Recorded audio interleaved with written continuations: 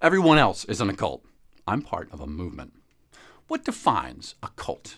Well, I think a cult is a group of people dedicated to sharing similar beliefs and working together to spread their message. Also, people usually think of a cult as a small group of crazy people that sane, prudent people like you and me would never be part of. So here in the US, if you're Republican, you might look at Democrats as a cult, or vice versa, because they're the out group. Now, I do say might because both of those have passed a size threshold that elevates them beyond cult status and into something else. So maybe both of them will look at the Libertarian Party as a bunch of crazy coots in a cult.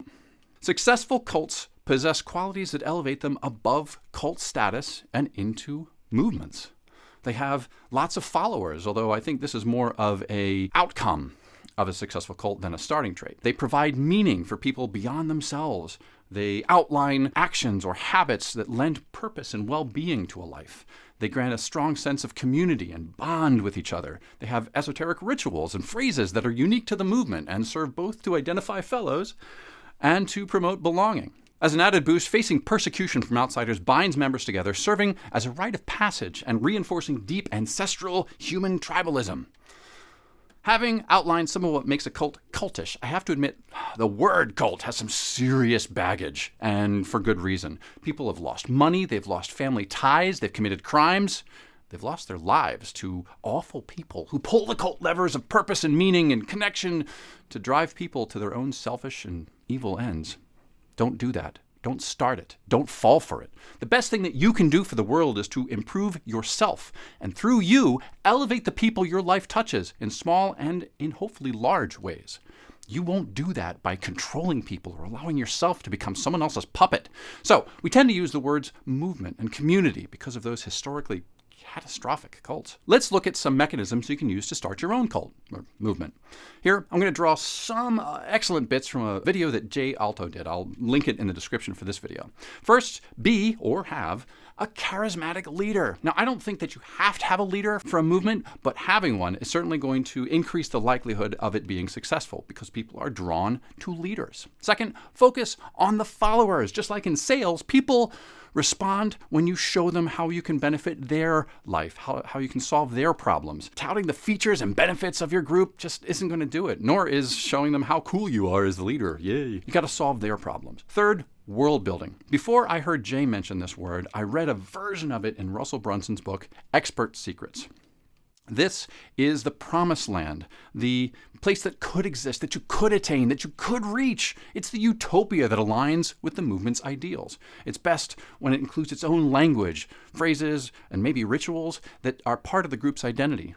Fourth is a shared mission, something that is a righteous goal that the people can work toward, something bigger than themselves, a state that people can strive toward, journey to, create, or build, or become. And finally, and most importantly, community. It has to foster a close connection between the people within the movement. Those connections are built and nurtured through vulnerability, shared experiences, and mutual support. Some successful movements grew way beyond cult status to worldwide religions lasting centuries and millennia. For example, Christianity has at its core a message of love and tolerance, and moreover that eternal salvation exists not just for people of proper birth or privilege, but for anyone, no matter how flawed, as long as they accept Jesus and his teachings, as well as dedicating themselves to developing the gifts God gives them, and in using their gifts to the service of others, they win. Similarly, Islam preaches that eternal salvation is accessible to all individuals, regardless of their background. It stresses the importance of compassion, of justice, and community, and developing one's talents to benefit society, including service to others. Followers of both of those religions and others faced persecution, with early followers being tortured or killed for their beliefs, often publicly. While horrific and tragic for those martyrs, their suffering served to forge powerful bonds within those communities. It helped to launch religions that now guide and enrich the lives of billions of people. They're accessible to anyone, they promote service to others, and they have powerful bonds. Sound familiar?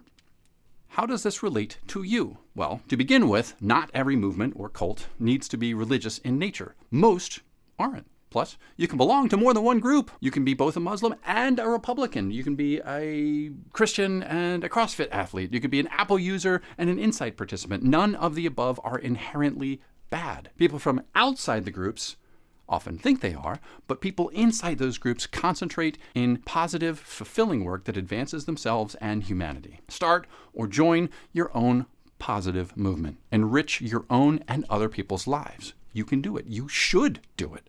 Define principles, create a mission, build a movement, make the world a better place. Find your cult or start your own.